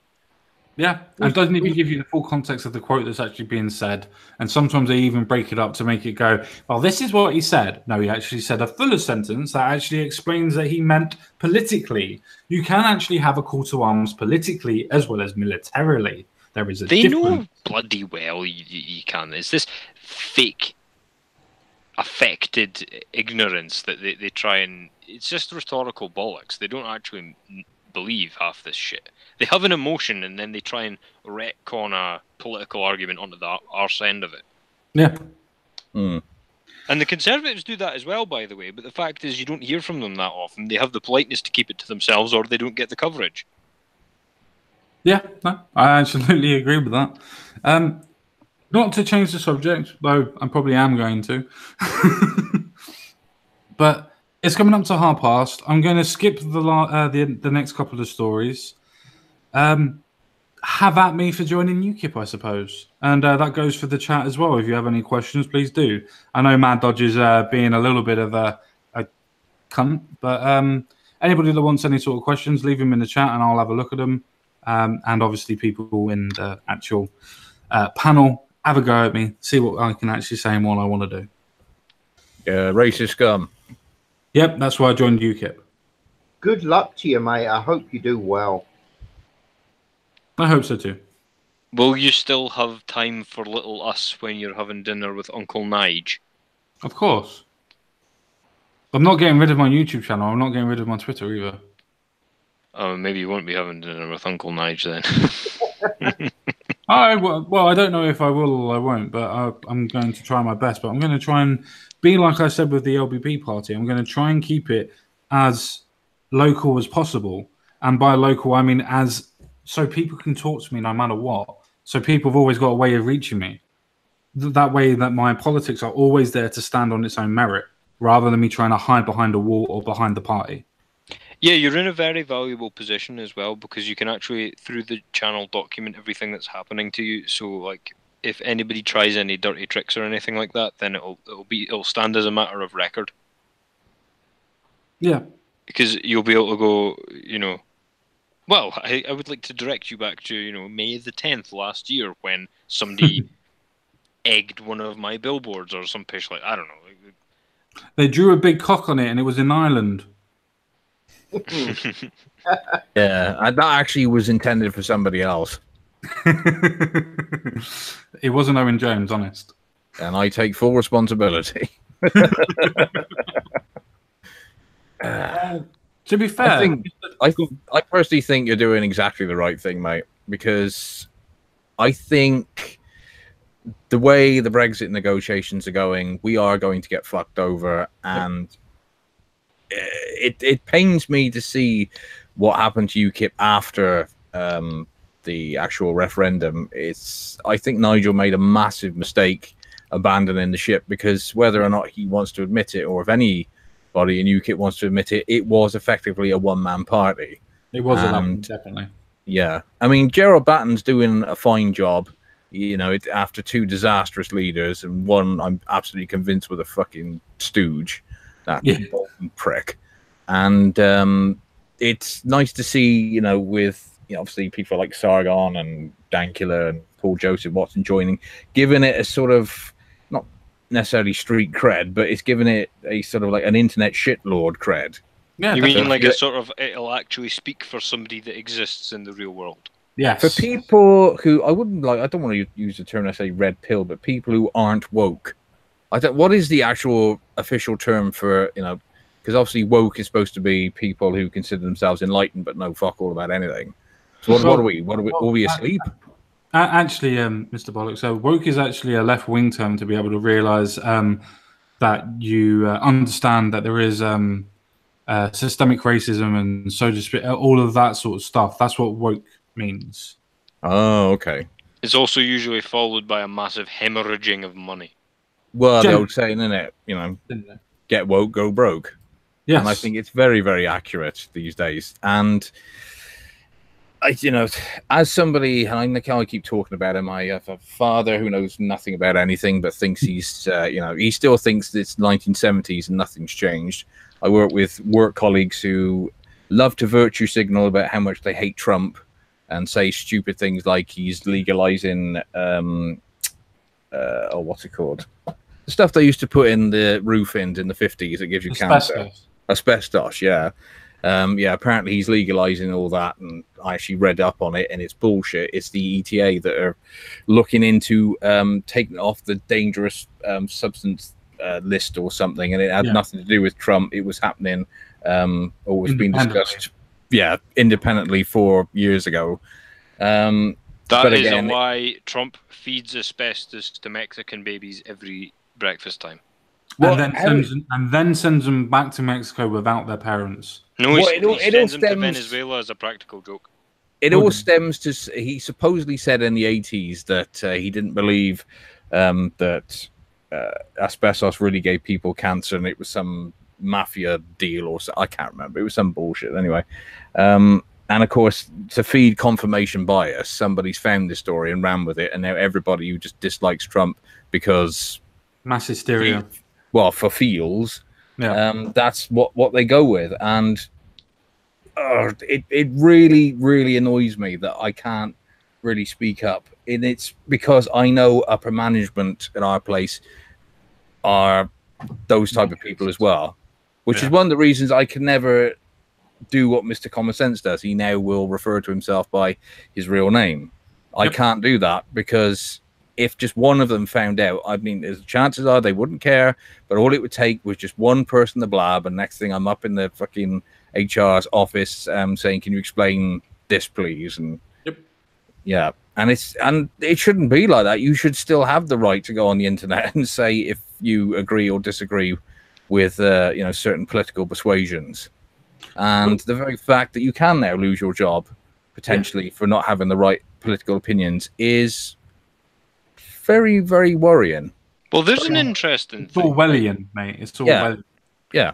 There's an interesting bit of Orwellian doublethink from the left, because Common Sense guy was just telling us about their universal basic income and their national living wage and all that pish, right? Mm-hmm. So they believe that everybody in the country is entitled to a minimum amount of money and a job. They also believe that you should lose your job if you express right-wing views. So how can you have and not have a job? Is it just you have to go through the firing ritual so you feel bad and then you get a new job? No. See, you would have re-education camps, and if the re-education camps failed, then there's always democide. After all, you're the one that's stopping us from getting our utopia. That and the lack of bullets, because it seems that you'll never have enough bullets to get to utopia. Well, that's the reason why socialism does fail, because eventually people uprise against it.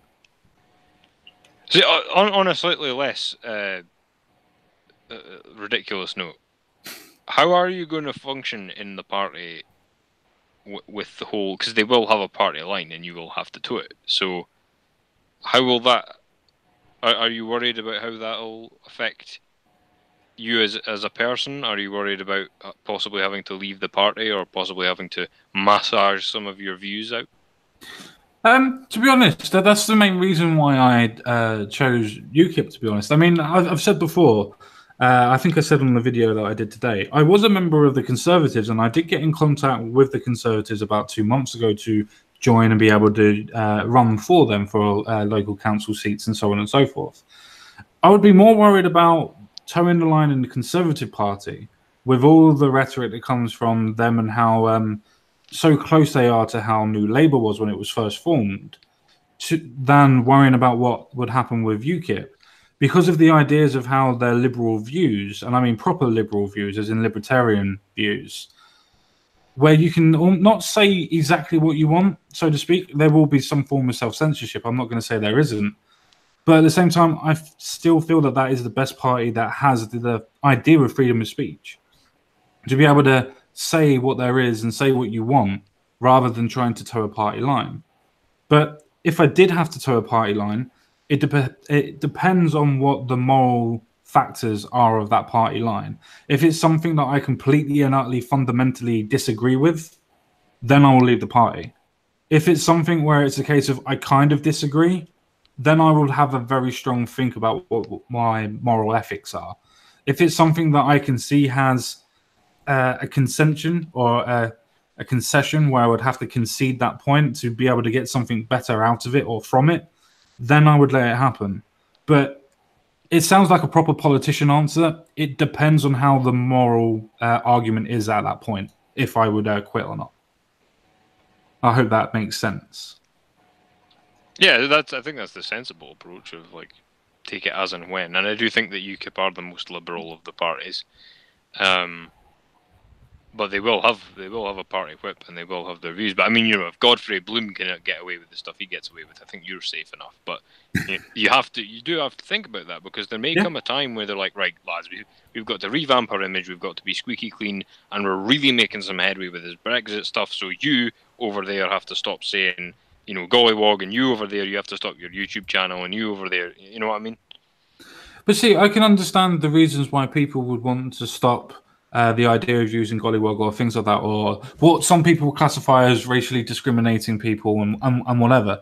I can see why people would actually say that, because the thing is, yeah, okay, some people would see that as a playful term, or as remembering it as the fact of it being an actual form of acting, so to speak, a form of performing.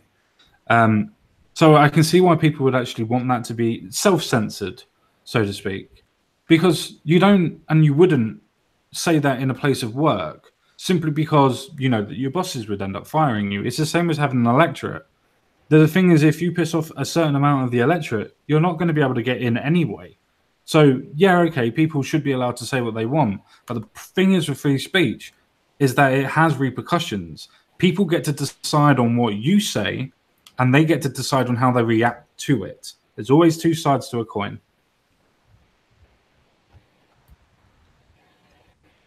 Yeah, I think that's a sensible way to look at it, and I think that the only party that has any kind of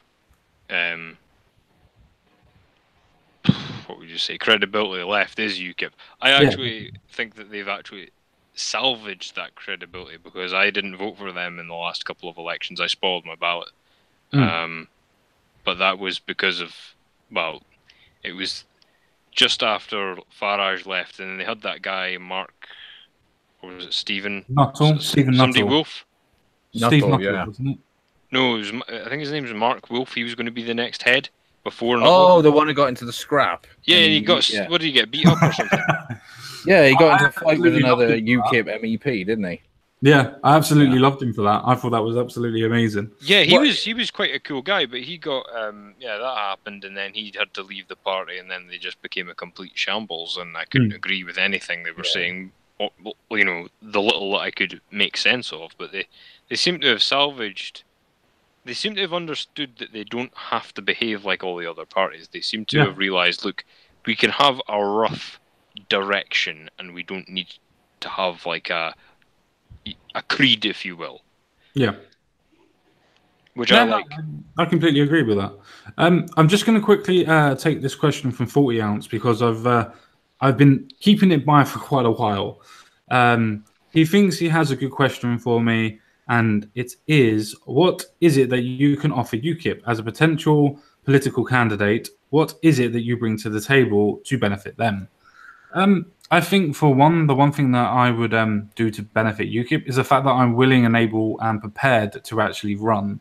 It's a lot of people that are prepared to be able to put their voices and everything on the internet or onto Twitter and things like that. Not saying it takes a bold man to be able to run or anything, but it does take somebody to actually stand up and actually be principled enough to stand by what you're actually saying and what you want to say. And the fact is that I think that with UKIP, you have the potential to actually be able to do that. And me, myself, I'm not afraid of saying what I think. I'm not afraid of being able to debate what I think and express what I think and explain why I think what I think. And also, as well, I'm not afraid to change. If my views are challenged and I see that I'm wrong, then my views will change. I think that's one thing that politicians nowadays do not do. They stick to their political views, they stick to their political ideologies, and that is it. Even if they're proven wrong, they still stick to it. I don't. I'm willing to change with the electorate. I'm willing to change for the actual people in my constituency, rather than me being the sole leader and thinking that I know better than everybody else. Because let's be honest, I'm human. I don't know better than the person sitting next to me, let alone over 1 million people. That's what I think I can bring to UKIP. A down-to-earth approach to actually being able to run politics again, realising that the electorate's in charge, not me. Hear, hear. Yay! Sorry, I'll need to make I'll need to make more of an effort to sound like an MP. I think I meant. Just imagine me waving a paper around as well. Do the eyes have it? Do the eyes have it? Does anybody else have any more questions or anything else like that? That also goes to the chat as well. But obviously to Magic Bollocks and Jensen Quinn as well. If you have any questions for me, I would love to hear them. What are you planning to do what the other three famous YouTubers are planning on doing? They haven't admitted it yet, but I'll be surprised if they don't end up with some high-end responsibility in the party. I mean, at the moment, I know it's all sort of for show and a way of just attracting, the internet crowd to join the party. But do you see yourself in that purple suit with the stripy tie, standing outside Westminster, being interviewed by Sky News in a couple of years? Common sense. I honestly do, yeah. For the foreseeable future, at least, until I've actually got some form of actual experience and knowledge of how things are run, how the campaigns are run, how sitting is done, and everything else like that. I feel that, yeah, I would like to progress with UKIP as long as their political views align with mine for the foreseeable future. But my end goal, my absolute ambition is to form the LBP party, is to be able to put my actual stamp of what I believe politics should be run and how the country should be run. So at some point, I would like to start the LBP party, but I need experience. And I think the only party that is even remotely close to that type of how I think, is UKIP. So for the foreseeable future, I see myself running for at least a little while, and hopefully getting into outside of Westminster, being interviewed by Sky News and telling them they're all a bunch of hypocritical cunts. Again, I do insist you use these actual words. I might not use cunts. Because if you get away with shagging on, the 7 o'clock news. That was Channel 4, though. That was Channel 4. Oh, of course, the edgy channel, yeah. Yeah, very I would edgy. just love that of the common sense guy sitting, and you've got Krishnan and Guru Murphy thinking he's being all clever and repeating the same question over and over again, despite the fact he's had an answer, and common sense guy going, Krishnan, fuck off. That would be awesome. I have no idea what you're talking about. No idea what you're talking about. Jensen Quinn, you've been a little bit quiet. Do you have any sort of questions? Because I know you don't really like politicians that much. What are you trying to say? No, in all fairness, mate, the fact you've actually stood up and put yourself forward to it, you got my respect for that. Even if everything else goes tits up, you've got my respect for actually standing up and doing it, sir. So well done, mate. No, I appreciate that. I appreciate that quite a lot. I'm just hoping that... see, I know for a fact that out of 11 seats in my local constituency, or my local area, we only have 3 people that are representing the 11 seats. So I know that there's room for me, so to speak, but I have to be, especially for a local councillor, because it's not quite an MP, it's sitting on the council board, obviously. So I would like to actually run where I actually live, so I can actually express the actual points that I know affects the people that are around me, rather than trying to go somewhere that I'd have no idea. So hopefully I can actually help the people where I live to begin with, get some experience, and then I can help the actual constituency, the actual area. And then who knows? Maybe I might actually be able to do something to change how politics is done. I don't know. People have to have dreams at the end of the day, and it's a very big one that I've got, to be able to form the LBP party and everything else like that. But you've got to start somewhere. The hardest journey is to start with a single step, and hopefully this is the beginning of my journey. And just don't fall over. And there's a you can always get up. What is your policy on legalized cannibalism, and feed the world? Come on, we all want to know. If I'm going to be a serious politician, I will have to deny the possibility of legalization of cannibalism. But if somebody actually gives permission for somebody to actually be able to eat the body, I mean written permission from a sane person, as much as it would weird me out, I would say go for it. Good enough. It's a start. Hmm. Welcome that. Mr. Quinn would like you to sign a piece of paper he's written. Yeah. No, not yet. Don't do it. It's not a contract. It's a talisman. honest. I know. What didn't I? No, that's fair enough. The thing is, I've sent obviously I've done my membership, so I've already paid up for that. But I've also sent a message to my local constituency as an email stating the fact that I want to run. I've been in contact with the internet version of the actual constituency as well. That's how I know that there's only 3 candidates running. Until the 28th, I will not actually hear back from the office, so to speak, or I won't hear back for their office, should I say, not the office. So hopefully after the 28th, I might actually be able to let you know what's going on and where I might actually be. Hopefully. As I said, I will try and keep everybody updated. I will still do as many videos as I can as well, because I feel that it's actually a good point, because it gives an actual, as Crumplepoint already said, it gives an actual catalogue of what my actual views are. Somebody can go, oh, what's your views on Brexit? Bang, you have a selection of videos and a playlist. What's your ideas on feminism? There's a playlist. So I actually do like this idea, and I think most politicians should do something like this in the future, because that way it gives your actual political ideology and your political stances foundation to be able to be broadened upon, rather than it just a case of people hiding it away and not being able to express themselves naturally. I feel this is a natural way of expressing yourself.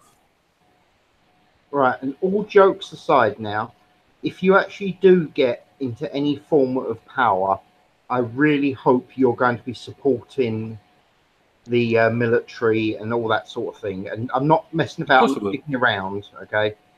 I really hope you're going to be supporting them, especially the Gurkhas, okay? Yeah, of course we would. Good. Of course we would. I used to work down in Dover. I used to work down in Folkestone. I used to go to the Gurkha outside the main Gurkhas barracks where they used to train. I've drunk with Gurkhas. I didn't last very long, but I drunk with them. It's just, instead of my usual stupid comment, I actually wanted to make that as a serious one. That was all. No, I appreciate that. I think everybody that has, whatever your views are on the military, the thing is, they give their lives for protection and service of your country. Regardless of what country you're in, regardless of what you think of the military, they will lay down their lives for you. The least you can do is respect them for doing it and try and help them the best you can, which means making sure you look after them when they come back with mental and physical injuries. Do you intend to take Boris Johnson to task, though, for his opinion on Gurkhas? No, I would like to invite him to the UKIP party. Good answer. Good answer.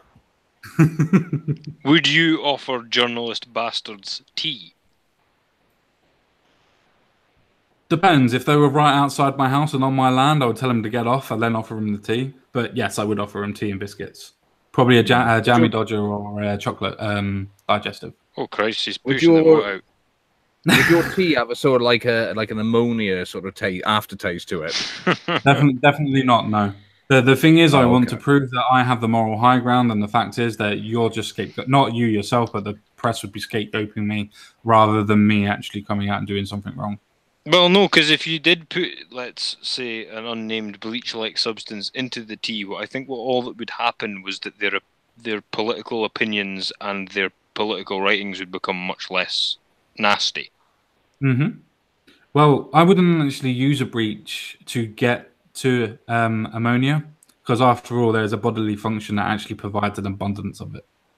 Yeah, that's actually the one I was referring to, as opposed to actual a chemical attack internally. Well, then, will the right honourable common sense guy please confirm that he will indeed be making journalists drink bleach as part of their qualification as journalists in order to make them actually write non-cancerous stuff? No, it's up to them. If they want to drink bleach, they can, but if it's not going to be forced upon them. No, but he's definitely going to make him piss tea, isn't he? I cannot confirm nor deny that this would happen. You're going to take so much pleasure watching them picking their teeth afterwards.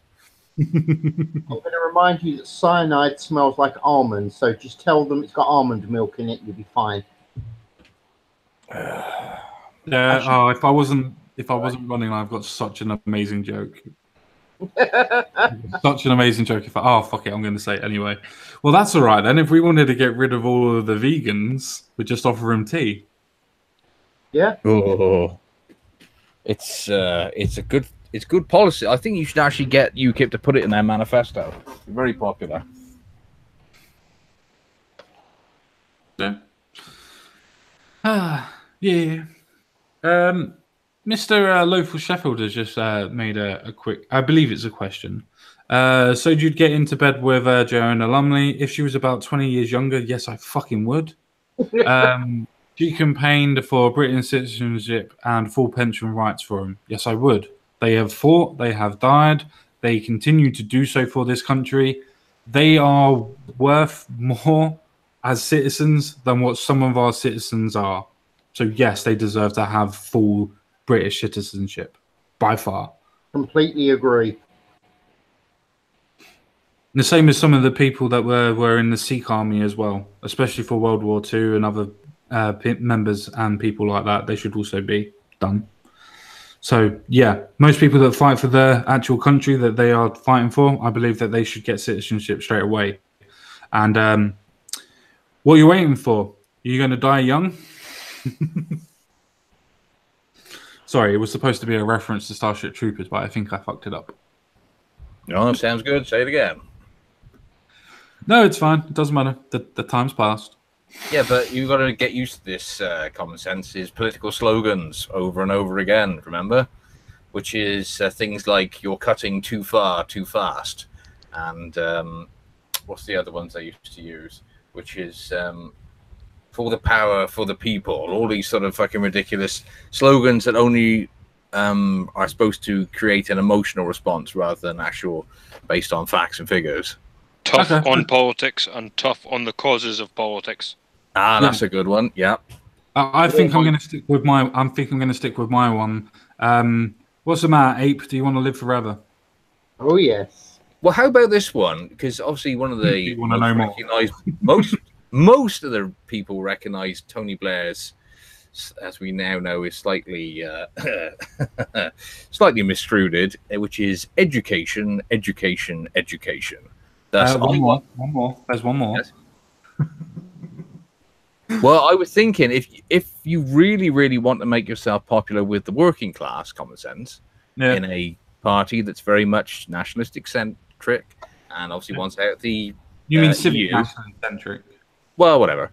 The point is, if you can copy from Blair's textbook of slogans, catchy slogans for the people to get, he had education 3 times. How about deportation, deportation, deportation? Love it. Here, here. See, I like the sound of that one, and it works a lot better than the first one because I don't think that shouting education lots of times makes you sound particularly intelligent. But I think deportation a lot of times gets the message across. As much as I would being on an honest point or a politically honest point, I would actually have to say I disagree with that. I don't think that people should just be deported. Spoiled ballot. But people that obviously are not here legally, and obviously people that have committed crimes and are in the first 5 years of being here, should be deported. And if their family want to go with them as their sole provider, so to speak, if there is a family, then they should be given the option to go with them as well. I think it could be so easily sorted without really changing much of the constitution anyway, which is if you remove one of the great pulls of people coming from poorer countries, be it the new EU bloc countries or even outside, which is if you come to the country, you have to have a job that pays at least 35 grand. you are entitled to no UK state benefits for at least 5 years. You have to pay for schooling. You have to pay for NHS until the 5 years is up. Let's see how many of them want to come then. None, apart from obviously people that are actually educated. What, the ones they said that would come? The doctors and the scientists and Yeah, but they wouldn't be able to come because they're products of the EU. The doctors and the nurses need to come from the Philippines, China, and Japan and India, which are not allowed to travel through the European Union and not allowed to be processed through the European Union. They need working permits. So, yeah. It's just a thought. Just a thought. Yeah. That always made me chuckle as well, like when they used to go on about, oh, nobody's saying we're going to bring up the drawbridge. It's like, well, why the fuck not? We're running away from this like it's a given that it's a bad idea. Let's discuss whether it's actually a bad idea or not first, please. I suppose they've got to, haven't they? Because they will just be absolutely relentlessly attacked by every single mainstream outlet, including the slightly right-leaning ones, won't they? Seems like a good way to generate some publicity, if you ask me. Yeah, it's definitely a good way to generate publicity. But a good way to call out Labour and the Conservatives on their habit of importing voters as well. No, I completely agree with that. But the only thing that I would actually say is that with the idea of pulling up the drawbridge, you actually pull yourself off of the fact of being able to get in freedom of movement. Now, nobody wants freedom of movement. Nobody wants that. But we do want people to actually come in and actually live and work in the country. Because freedom of movement is what the problem is. The fact that they can come in and not have a job and be entitled to benefits. Now, as Magic Bollocks has already suggested, if we cut the fact of them not being able to use the benefits and have to be able to work, then for a start, that's already going to stop people from coming in, which will drastically reduce the numbers in general and will force people to integrate because you will have to work to be able to live. So that in itself will obviously force people to integrate. I think that that's one of the best things that we can actually do, because yes, diversity is not our strength. Diversity is not our strength, but immersion is. Being able to integrate and being able to work together, that is a strength. And that's only what humans can do and have done throughout history. When we work together, there is no better force and no stronger force. Definitely the right way to explain that, Trudeau soundbite is diversity is their strength, because nothing they love more than division and, being able to divide everybody up into blocks. Their greatest fear is us all getting on and working together. They hate that because obviously once we're all complicit and happy, we tend to look upwards then at our problems. At the moment, we're all looking sideways, aren't we? Yeah, completely and utterly agree with you on that one. I do completely and utterly agree with you on that one. The thing is, we need to look at the cultures that are actually coming into our cultures. The thing is, it's fine for other westernized civilizations and members to be able to come across and work and be able to live and integrate easier. But if you have people that are coming from a culture that completely and utterly dislikes gays to the point where they throw them off of buildings and things like that, or to the point of they are cutting females' genitals apart and male genitals apart as well. Why would that integrate? Why would that transfer? Why would they be able to transfer straight into our culture and not expect any sort of integration or time to integrate? It doesn't work like that. You can't just take and pick up one person from one culture and drop them in another and think that they're going to integrate. They're going to fight for their way of life because that's the way that they would be. The same as if we were put into another country, we would fight for our way of life because that's the way we are. So we can't expect people's cultures to change because they won't. Yep, pretty much. Yeah, that's my opinion on it as well. It's like if you dropped me into an Arab country, I would have absolutely no intention of integrating at any point, generationally either. But that's why I wouldn't go to an Arab country. Yeah, that is not reciprocated. And in Western countries, you have this remarkable phenomenon of, well, I wouldn't even say Western countries. I would actually say specifically the Anglosphere, because we do have these kind of shared principles. I reckon if you even look back at like the history of postmodernists, for instance, that Germany and France have been a complete fucking disaster to Western culture. They've destroyed a lot of academia. They've destroyed a lot of education. They've destroyed a lot of the economy, and they've started both world wars. So, Yep. No, I completely agree. Mods has asked a quick question, which is, how do I feel about foreign aid? I think that we should slash it. It should go to half. We should put in what other countries are putting in. We should not be one of, because we're not the biggest, because America is. But we should know where we shouldn't be the second biggest or second largest contributor to foreign aid. If we can't even look after our own people and we can't stifle homelessness, which there are a lot of levels to homelessness. So I'm not going to go into the actual processes of homelessness, but if we can't even help people that want to be helped on homelessness, why should we be able to help other people if we can't help ourselves? If you can't look after yourself, how are you expecting to look after somebody else? That's the way I look at foreign aid. If you can't look after your own country, why are you trying to help somebody else? Agreed. Seems redundant. oh, I think you're sounding a bit racist. I don't see why anybody should have the right to go to an African dictator and say, you are not allowed Ray-Ban sunglasses. I don't understand why you would say that. Well, the thing is that I would say to you, sir, is that why should our money go to somewhere foreign when you should be looking after your homelessness? Do you not want to look after the homeless in your own country?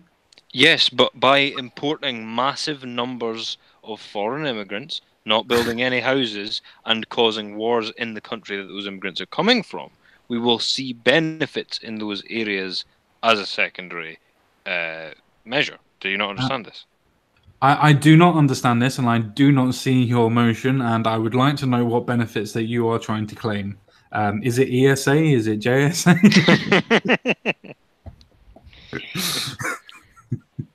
Oh dear. Oh dear. I can't wait to read about this in this politically correct stuff, am I?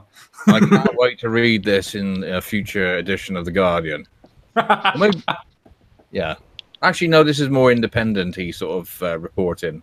Yeah. Maybe, yeah. At least you know if you eventually, get a story about you in BuzzFeed, you've arrived. I've made it.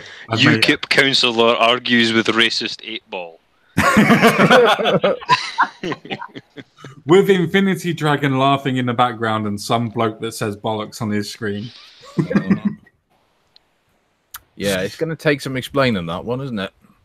Well, I suppose that we could always go with the fact of, why do you do live streams with an American called a Laughing Ogre that calls Muzzy Muslims? That will probably be one of the biggest ones that's going to be a problem. You just dare them to ask him that and see how they get on. Yeah, they're not going to get very far, are they? Why do you do live streams with a man who freely admits he has the stars and bars pinned to his wall? No names mentioned. I do not know what you mean. Yeah, I'm sure you don't. I don't know what you mean, sir. Who are you? Who are you referring to? I would have no idea about anybody living in the northwest states of America that might just have a Confederate stars and bars pinned to his wall. Never. No, not a clue. Never. I wonder if the South will rise again. Hoorah! Right, it's 6 minutes past 11. I know people want to get off and do their own things as well. Does anybody else in the chat and does anybody else in the panel have any more questions for me regarding why I joined UKIP or anything else like that? None at all, mein Führer. Yay. Anybody else? To be honest, No, I think we've thoroughly torched your future career. I did that when I first applied, don't worry. Don't worry. Okay, well, that seems fair enough. I mean, it is 6 minutes past. Do we want to do final words on any of the stories or anything that's happened for tonight? However you want to play it, common sense. However you want to do it. If you really want to... You're the boss. It's your channel, and if you want to drag it on for another 25 minutes to piss off other YouTubers, you carry on. In that case, then. He wasn't gonna, but now you've put it like that. Yeah, no, I wasn't going to. I was just going to say, oh, everybody should do something and leave it as that. But yeah, I'm going to go. Jensen Quinn, would you like to go first on your final words? Luckily, I don't take too long. My final words. So And did your missus says that a lot. Ooh, you bastard. I know. You see, this is what we can expect from our MPs. This is the way we're treated. Personally, I think we should shove him in the oven and cook him. There is a lot of me. I would end world hunger. There we go. My original plan still stands. Okay, that's my final words. Fair enough. Crumple Point, if you wouldn't mind, please. Final word is I'm very tentative and also what's the word? Admirative. I admire and worry for Mr. Common Sense because we have a very polarized and crazy society that we live in at the moment. However, he has taken his balls in his hand and stood up against these nutters, and he's actually, you know, taking a stand for what he believes in, and that is really something quite admirable. And I do actually believe him when he says that he will retire before he compromises his moral opinions and go off and form his own party if he has to, and I think that that's something more people should be willing to do when considering a political career. And the other thing is just related to our stuff before. Go and keep in mind what I said about the ad hominem of where you get your news and stuff like that, and you know, follow the sources and make sure you know. Fight against your own confirmation biases and your own ideologies, and try and get to the truth that's hidden in the news, and don't let people insult you for where you get it from, because as we have all been doing all night, you can insult every single publication in existence and try and belittle somebody that way without making an actual argument. What matters is what people say and what they think and how they act. So yeah, that's my final word, and thank you to Mr. Common Sense as always. All right, thank you very much. Thank you for that very prudent endorsement as well. Thank you for that. Magic Bollocks, if you wouldn't mind going. Well, I only really got to say that you should all feel proud at this very moment, because you're potentially looking at the UK's next dictator. It's not gonna be tomorrow. It's not gonna be next week. But having spoken to Common Sense many times off air, he has very, very big plans for what he intends to turn the United Kingdom into. And if you think of like the John Carpenter escape films like Escape from LA and Escape from New York, pretty much that's what the UK is going to be like. It's going to be a confined prison for dissidents and general scumbags of the world, and he will rule over all of you, and you will. He will be, as the Muslims are today, completely untouchable.